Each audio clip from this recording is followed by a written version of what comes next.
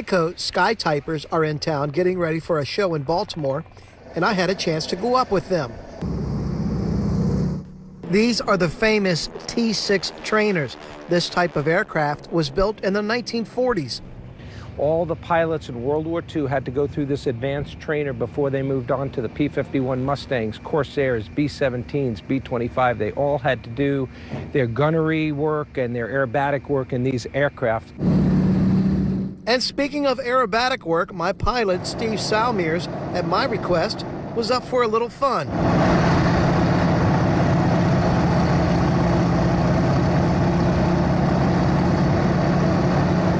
These Geico Sky Typers work as a group of 6. Sky writing is just one plane making letters. Using 6 planes letting out smoke all at once, they can make letters 1,000 feet high, and they can be seen from 15 miles away. And then in the lead ship, I have a tablet that sits on my knee, and I can create messages, program, move airplanes around, and run messages. After blowing off some smoke, it was time for a little more shenanigans.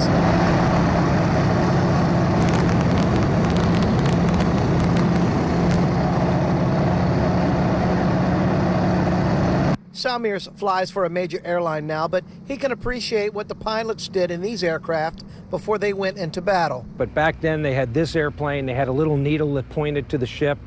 They were in weather, they had no radar to speak of, they had no big communications to speak of, and they put themselves in harm's way all the time, then had to find their way home. Back then, the men of that generation, in my mind, are our heroes, and that's why we're here today. The Geico Sky Typers do about 15 shows a year. We're lucky enough to catch them this weekend at the Inner Harbor, Saturday and Sunday.